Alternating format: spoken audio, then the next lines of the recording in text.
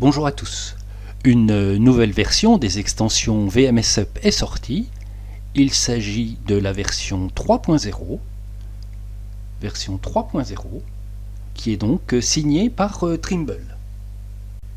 Pour installer cette version, il suffit d'aller sur le site ADBO VMSUP Extension et vous pouvez également obtenir la version gratuite.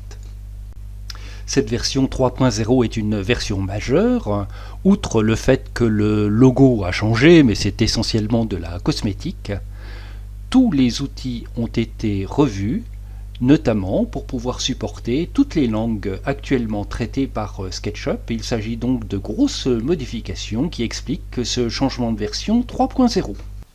On en a profité aussi pour corriger un certain nombre de bugs qui ont été remontés à l'adresse vmsupextension@gmail.com.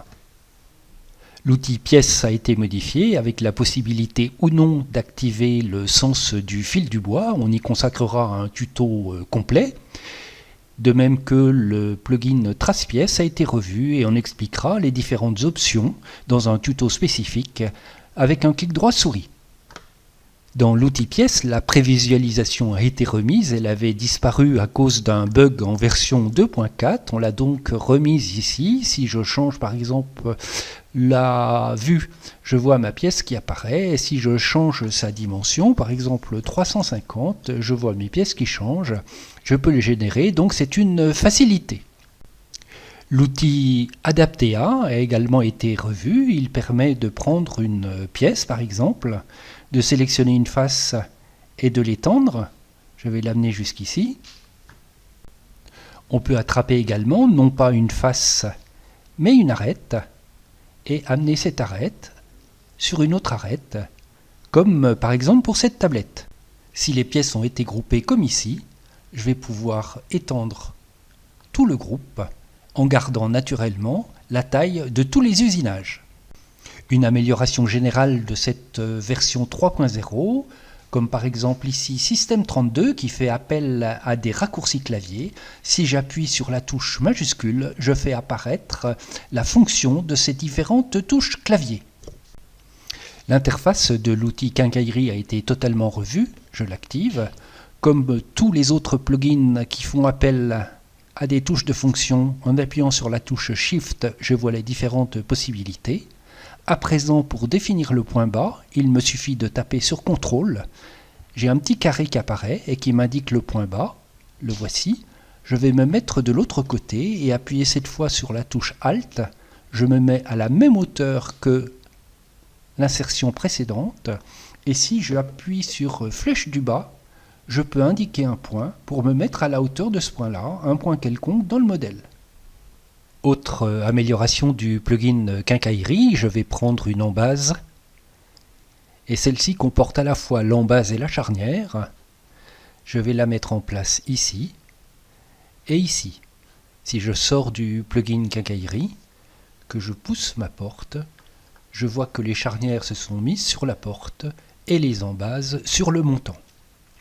Si je regarde le modèle d'embase qui est sous Plugins VMSUP Extension Tools Hardware, c'est ce modèle-ci.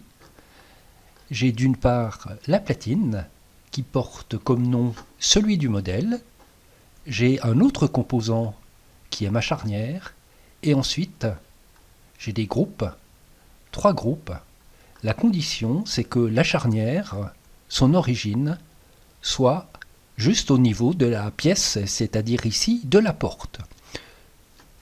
La façon de structurer le modèle de quincaillerie est expliquée dans le fichier hardware.pdf qui se situe dans le dossier doc sous plugins.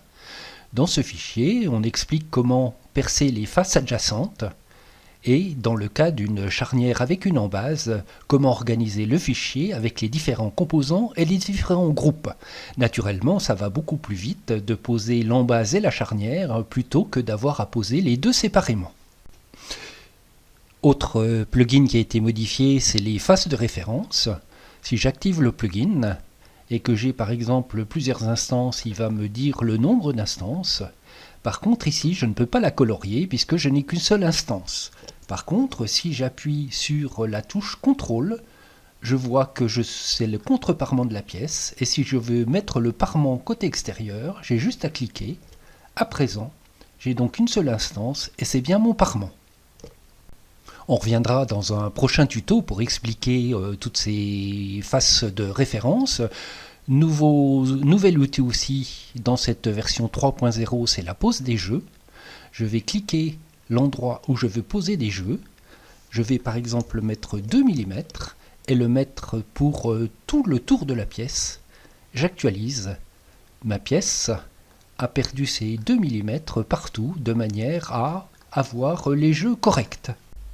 Autre amélioration, dans l'outil scie radiale, j'ai ici un panneau extérieur qui est constitué de lames. Les lames sont assemblées à rainure languette avec 2 petits chanfreins.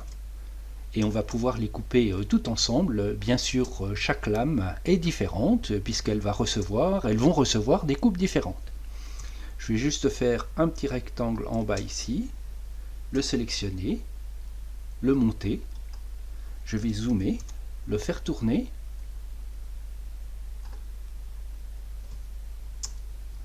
Et je vais faire une découpe suivant cette direction. Pour cela, je vais sélectionner toutes mes lames, clic droit souris, créer un groupe, les lames sont groupées, je lance l'outil scie radiale, je vais indiquer qu'il y a une face de référence, la face sur la table, une arête contre le guide, le point de coupe, la face à suivre, scier, toutes mes lames sont sciées, suivant la direction indiquée. Ça va donc assez vite pour faire une découpe de plusieurs composants différents. Voilà les grandes améliorations de la version 3.0. On reviendra en détail dans d'autres tutos. La version 3.1 se prépare avec un nouveau plugin qui s'appelle le plaquage et qui va nous permettre de plaquer des pièces. J'ai ici une pièce en contreplaqué. Je vais la plaquer.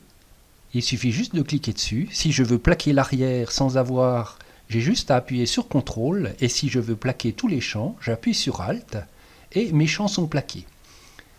La fiche de débit va tenir compte de ces plaquages et donner les différentes informations. Tout ça donc apparaîtra avec la version 3.1 dans quelques semaines. D'ici là, bonne utilisation des extensions VMSUP et à très bientôt.